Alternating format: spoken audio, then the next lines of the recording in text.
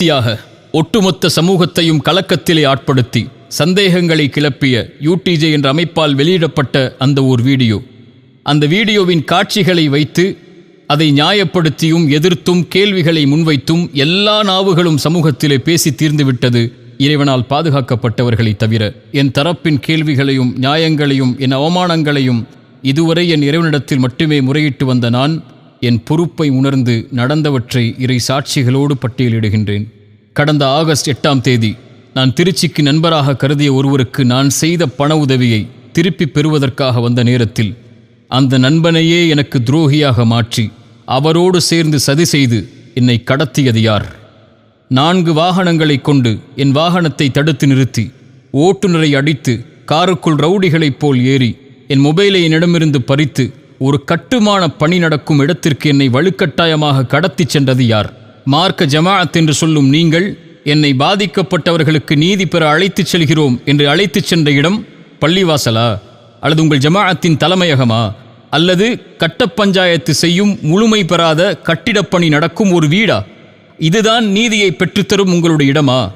என்னை ஒரு அறையில் அடைத்து ஜமாஅத் என்ற பெயரில் 10 சிறுவர்களையும் வாலிபர்களையும் பயன்படுத்தி கட்டுமான ஆயுதங்களையும் கத்திகளையும் கொண்டு இந்த இடத்திலிருந்து நகர்ந்தால் உன் உயிருக்கே உத்தரவாதம் இல்லை என்று மிரட்டி என் மொபைலை, என் உடைமைகளை பறித்தது யார்? நான் கடத்தப்பட்டதின் மனைவிக்கு தகவல் தெரிந்ததும் காவல்துறைக்கு அவர்கள் அறிவித்து விட்டார்கள் என்பதை அறிந்தவுடன் பயந்து வந்து UNTJவின் தலைவர் ரஃபி அவர்களே, என் முன்னால் வந்து என்ன சொன்னீர்கள்? லீகலா போறியோ? காவல்துறைக்கே தகவல் கொடுத்துட்டியோ? நாங்க எவ்வளவு பெரிய ஜமாஅத் தெரியுமா இந்த ஊர்ல?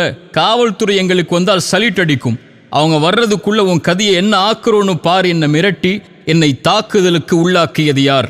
கட்ட பஞ்சாயத்து செய்ய உங்களின் நபர்கள் நீங்கள் கடத்தி சென்ற இடத்திற்கு வருகை தருவதற்கு முன்னால் காவல்துறைக்கு நீங்கள் கடத்திய சம்பவம் தெரிந்துவிட்டது, மாட்டி விடுவோம் என்ற பயத்தில் என் முன்னதாகவே வந்து தானாகவே 100க்கு கால் செய்வதைப் போல் கால் செய்து இங்கு பிரச்சனை நடக்கிறது, இவரை அழைத்துச் சென்று விடுங்கள், நாங்கள் பாதுகாத்து இந்த பிரச்சனையிலிருந்து ஒப்படைக்கிறோம் என்று ஒரு நாடகத்தை அரங்கேற்றினீர்களே, மறந்து விட்டீர்களா? 100க்கு தகவல் தெரிவித்ததால் ஒரு போலீஸ் வந்தவுடன் நீங்கள் நடத்திய நாடகத்தை தான் அந்த வீடியோவில் இந்த உலகம் பார்த்தது. அதற்கு முன்னால் நீங்கள் நடத்திய தாக்குதலை, தடுத்த அடிப்படை உரிமைகளை, மிரட்டிய இரையச்சமற்ற வார்த்தைகளை வீடியோ எடுத்தீர்களே, அதையும் வெளியிட்டிருக்கலாமே. கட்ட பஞ்சாயத்து செய்யும் உங்களுடைய காட்சிகள் வெளிவந்துவிடும் என்ற பயமா? இவர் எனக்கு 12 ஆண்டுகால நண்பர், UNTJவின் பேச்சாளர் என்று பொய் சொன்னீர்களே. இத்தனை வருடங்களில் ஒரு 5-10 நிமிடம் நீங்கள் என்னோடு உரையாடி இருப்பீர்களா? 1 அல்லது 2 முறை என்னை சந்தித்திருப்பீர்களா? இதுவரை உங்கள் அமைப்பு நடத்திய 2 நிகழ்ச்சிகளில் தான் நான் கலந்து கொண்டிருக்கிறேன். உங்கள் மக்கள் பலத்தை TNDJவிலிருந்து நீங்கள் வெளிவந்ததற்கு பிறகு வெறும் கூட்டத்தை நிரூபிப்பதற்காக என்னை பகடைக்காயாய் பயன்படுத்திய அந்த அநாகரிகத்தை உங்கள் தெரு ஊர்வாசிகளிடம் கேட்டு தெரிந்து கொள்வோமா? அந்த வீடியோவிலும் இன்று வரையிலும் இத்தனை அவதூறுகளையும் என் தரப்பின் நியாயங்கள் எதுவும் தெரியாமல் பேசிய அத்தனை நாவுகளின் வஞ்சகத்தையும் ஏன் பொறுமையோடு கையாண்டேன் தெரியுமா? ஒரு நாள் நீங்களே உங்களுக்கு எதிராக சாட்சி சொல்லக்கூடிய நாள் வரும். பொய்களை ஆதாரமாக கொண்டு வருவீர்கள் எனக்கு முன்னால். அதை முறியடிக்க இறைவன் என்னோடு இருந்து ஒரு நாளை ஏற்படுத்துவான் என்பதற்காக மட்டும்தான் அந்த நிலையில் நான் பொறுமையை கையாண்டேன். அந்த வீடியோவில் நீங்கள் எனக்கு முன்வைத்த அவதூறான குற்றச்சாட்டுகள், 1 கோடி ஹவாலா பணம், மாற்ற வந்தவரை பிடித்து விட்டோம், காவல்துறை உங்களுக்கே தகவல் கொடுத்தது இது நடப்பதை, நான் மாற்ற வந்த 1 கோடி ஹவாலா பணம் யாருடையது, எங்குடையது, யாரின் பணம் அது, அவரின் பெயர் என்ன, காவல்துறை உங்களுக்கு தகவல் கொடுத்தது என்று சொன்னீர்களே, காவல்துறை உங்களுக்கு தகவல் கொடுக்க நீங்க என்ன அரசு அதிகாரிகளா? அல்லது சம்பந்தமான விசாரணை எங்கே, வழக்கு எங்கே? 15 காவல் அதிகாரிகள் உங்கள் பள்ளிவாசலை சுற்றி இருந்தார்கள் இதை அறிந்தவுடன் என்று சொன்ன நீங்கள் 100க்கு நீங்கள் தகவல் கொடுத்தவுடன் ஏன் ஒரே ஒரு காவல் அதிகாரி மட்டும் வந்தார்? ஒரு குற்றவாளியை அப்படித்தான் பாதுகாத்து பைக்கில் அழைத்துச் செல்வார்களா? இல்லை என்றால் உங்கள் ரவுடி இந்த அராஜக போக்கிலிருந்து என்னை பாதுகாப்பதற்காக அவர் அழைத்துச் சென்றாரா? 10 கோடி மோசடி என்று கூச்சலிட்டீர்கள். யார் எனக்கு அந்த 10 கோடி அளித்தவர் என்று கூறினீர்கள்? எந்த அடிப்படையில் அவர் எனக்கு 10 கோடியை கொடுத்தார் என்று குறிப்பிட்டீர்கள்? சரி, அவர் 10 கோடி கொடுத்த கணக்கை அவர் நீதியாக நிரூபிக்கட்டும், உண்மை ஒரு நாள் வெளியே வரும். சரி, அந்த நபர் யார்? உங்கள் இயக்கத்திற்கும் அவருக்கும் என்ன சம்பந்தம்? உங்கள் 10 பேர் கொண்ட வெள்ளை யூனிஃபார்ம் அணியும் உங்கள் ஜமாஅத்திற்கு முதலீடு செய்யக்கூடிய நபர் அவர் இல்லையா? உங்கள் ஜமாஅத்திற்கு எதிராக அமைந்த TNDJ அமைப்பு தெருவாசிகளிடம் சென்று கேட்போமா? உங்களுக்கு முதலீடு செய்து உங்கள் ஜமாஅத்திற்கு வழிகாட்டக்கூடிய தலைவர் அவர்தானே. உங்கள் தலைவருக்கு கட்ட பஞ்சாயத்து செய்து 1ஐ 100 ஆக்கி பணம் வசூல் செய்து கட்ட பஞ்சாயத்து செய்யும் நாடகம் தானே அது. ஏன் அதை மறுக்கிறீர்கள்? நாவு கூசாமல் இரையச்சமின்றி ஒரு பெண்ணை வன்கொடுமை செய்தவன் என்று கூச்சலிட்டீர்களே, எந்த அடிப்படையில்? என் தனிப்பட்ட வாழ்வில் எதில் நீங்கள் பங்கு கொண்டீர்கள்? எந்த அடிப்படையுமின்றி என் வாழ்வை குறித்து கேள்வி கேட்க உங்கள் இயக்கத்தின் சிறுவர்களுக்கும் உங்களுக்கும் தகுதி கொடுத்தவன் எவன்? இதற்கு சாட்சியாக நீங்கள் முன்வைக்கும் அந்த பெண் வழக்கறிஞர் யார்? அதை ஏன் மறைத்தீர்கள்? 10 கோடி முதலீடு செய்ததாக கூறுகின்ற உங்களின் தலைவரின் 4வது மனைவி இல்லையா அவர்? பொருளாதார மோசடிக்கு கணவரும் பெண் குற்றச்சாட்டுக்கு அவருடைய மனைவியும், இவர்களின் 10 பேரின் இயக்கம் ஒரு தனி மனிதனுக்கு எதிராக இப்படி படுகேவலமான அவதூறுகளையும் பொய்களையும் பொது சமூகத்தின் மத்தியிலே கட்டவிழ்த்து விட முடியும்? கடத்தல் மற்றும் காணவில்லை புகார் தங்கள் மீது இருப்பதை தெரிந்தவுடன் காவல்துறை தோலுரித்து விடும் என்பதை பயந்து தப்பித்து ஓடி எப்படியாவது பழியை போட்டு பகல் முதல் இரவு வரை பொய் சாட்சிகளை கொண்டு புகார் அளித்து எப்படியாவது இவனை சிறையில் அடைக்க வேண்டும் என்று முயற்சித்தீர்களே, கூச்சலிட்டீர்களே. உங்கள் கூச்சலை பார்த்து, உங்கள் வெள்ளையாடை இயக்கத்தை பார்த்து காவல்துறை அதிகாரிகள் சொன்ன வார்த்தைகளை நான் இங்கே கூறினால் என்ன ஆகும் உங்கள் ஜமாஅத்தின் நிலைமை? என்னை குற்றவாளி என்றீர்கள். அப்படி என்றால் உங்கள் இயக்கம் எந்த தொந்தரவும் கொடுக்க மாட்டோம், இவரின் பாதுகாப்பை உறுதி செய்வோம் என்று தலைதொங்க காவல் நிலையத்தில் நீங்களும் உங்கள் தலைவரும் எழுதி கொடுத்தீர்களே, அந்த நகலை நான் வெளியிட வேண்டுமா? காவல்துறை கைது என்று தலைப்பை வெளியிட்டீர்கள். அப்படி என்றால் என் பாதுகாப்பை உறுதி செய்ய, உங்கள் அராஜக போக்கிலிருந்து என்னை பாதுகாக்க என்னுடைய அறை வரை காவல்துறை வாகனங்கள் என்னை பாதுகாக்க வந்தது எதற்கு? துரோகத்தை கொண்டு என்னை வீழ்த்த நினைத்தீர்கள், கடத்தினீர்கள், தாக்குனீர்கள், ஆயுதத்தை கொண்டு மிரட்டினீர்கள், என் உடைமைகளை பறித்தீர்கள். அன்றாட தேவைக்கு நான் செல்வதை கூட கதவை திறந்து செல் என்று நாவு கூசாமல் அதிகாரம் செய்தீர்கள். 3 மணி நேரம் உணவில்லாமல் சிறுவர்களை கொண்டும் வாலிபர்களை கொண்டும் என்னை தாக்கி ஒரே இடத்தில் உட்கார வைத்தீர்கள். இதுதான் உங்களுடைய இஸ்லாமின் நீதியா? இது குறித்து காவல்துறைக்கு நான் அளித்த புகாரையும் மருத்துவ அறிக்கையையும் காயங்களின் புகைப்படத்தையும் வெளியிட்டால் உங்கள் நண்பன் நாடகம் என்னவாகும் என்று தெரிந்து கொள்வோமா? இங்கு தப்பிக்கலாம் உங்கள் அதிகார பணபலத்தை வைத்து. இறைவனின் நீதிமன்றத்தில் அணுவும் நகர முடியாது. என் தரப்பின் நியாயம் வெளிவராது என்ற குருட்டு நம்பிக்கையில் என்னை பற்றி, என் வியாபாரத்தை பற்றி எந்த அறிவும் இல்லாமல் 1 மணி நேர வீடியோவை வெளியிட்டு அவரிடம் பணம், இவரிடம் பணம், இல்லாத ஸ்கூலுக்கு பணம், ஒரே நிறுவனத்தை வைத்து பல முதலீடு என்ற அடிப்படை ஆதாரமற்று இங்கு தேடினோம் அங்கு தேடினோம், தொடர்பு கொள்ள முடியவில்லை என்று பொய் கூறி உங்கள் ஜமாஅத்தின் முதலீட்டாளரையே வேற ஆள் போல் காட்டி, அவரின் 4வது மனைவியையே குடும்ப வழக்கறிஞராக காட்டி பொய்களை அரங்கேற்றி இருக்கிறீர்களே, இதற்குத்தான் இத்தனை நாட்கள் தேவைப்பட்டதா?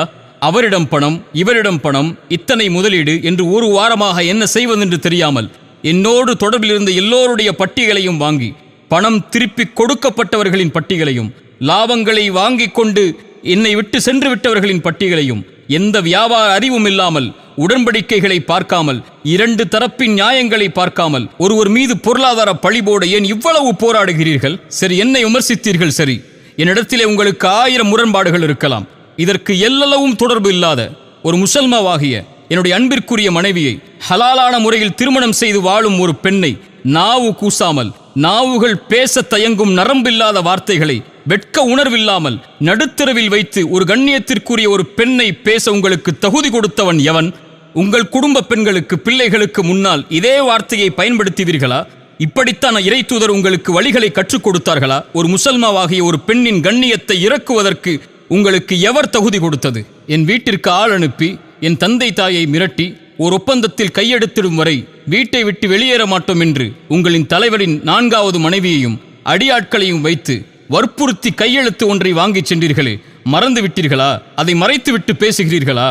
5 மாதங்களாக என் நிறுவனத்தில் வேலை பார்த்து நாகரிக குறைவால் நீக்கப்பட்ட ஒரு பெண்ணை கையாளாக வைத்துக்கொண்டு மற்ற ஊழியர்களுக்கு பணம் கொடுத்து என் தம்பிகளாக, உறவுகளாக நான் என் சொந்தம் போல் வளர்த்தெடுத்த என் ஊழியர்களை முதுகில் நெஞ்சில் எனக்கே குத்த வைத்து, என் பத்திரங்களை, காசோலைகளை திருட வைத்து, என்னோடு வியாபாரம் செய்யும் எல்லா நபர்களையும் குழப்பி, ஒரு நிறுவனத்தை அல்லாமல் ஒரு தனி மனிதனின் வாழ்க்கையை அழிக்க துடிக்கும் உங்களுக்கு என் இறைவன் எதை கூலியாக கொடுப்பான் என்பதை பொறுத்திருந்து பாருங்கள். உங்களின் அரசியல் பணபலத்தை வைத்து எதையும் நிரூபித்து எனக்கு ஆதரவாக பேசும் எல்லோரையும் திருப்பும் முயற்சியில் கூட நீங்கள் வெற்றி பெற்று விடலாம். இறைவனிடத்தில் எப்படி தப்பிப்பீர்கள்? பொய் புகார்களை கொடுத்து, பொய்யான வழக்குகளை கொண்டு, அரசியல் பணம் விளையாட்டை வைத்துக்கொண்டு உங்கள் கடத்தல் தண்டனையை வேண்டுமானால் இந்த உலகத்திலிருந்து நீங்கள் தடுத்து விடலாம். இறைவனின் நீதிமன்றத்தில் எப்படி நீங்கள் தப்பிப்பீர்கள் என்பதை பயந்து கொள்ளுங்கள். இது குறித்த அவதூறுகளில் 10, 50, 100 கோடி என்று எந்த கணக்குகளும் இல்லாமல், நாவின் நரம்பில்லாமல் ஒருவர் மீது பழி போடும் இந்த மிகப்பெரிய பழிச்சொல்லை பயந்து கொள்ளுங்கள். ஒருவரின் கண்ணியத்தை அளிப்பதற்காக பெண் பொருளாதார குற்றச்சாட்டை கொடுத்தால் இறைவனால் கொடுக்கப்பட்ட கண்ணியத்தை உங்கள் கரத்தால் பறித்துவிட முடியும் என்ற இறை நம்பிக்கையின் அவாவை பயந்து கொள்ளுங்கள். பயந்து கொள்ளுங்கள்.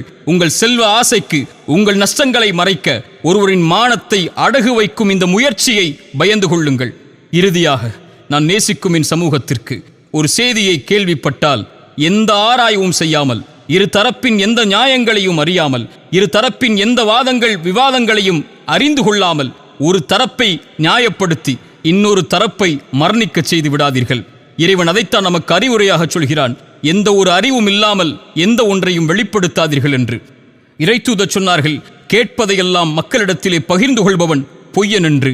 இறை நம்பிக்கை கொண்ட ஒரு அடியாருடைய பண்பை இறைமறை சொல்லுகிறது. ஒரு இறை நம்பிக்கையாளனை பற்றி அவதூறோ தவறான செய்தியோ வந்தால் அவர் அதை செய்திருக்க மாட்டார், அது மிகப்பெரிய அவதூறாகத்தான் இருக்கும் என்று தங்களின் மீது நல்லெண்ணம் கொள்வார்கள் என்று இறைமறை சொல்கிறது. தன் சகோதரன் மீது நல்லெண்ணம் கொள்வதை தன் மீது நல்லெண்ணம் கொள்ளக்கூடிய காட்சியாக இறைமறை நமக்கு அறிமுகப்படுத்துகிறது. யாரை பற்றியும் பேசாதீர்கள்.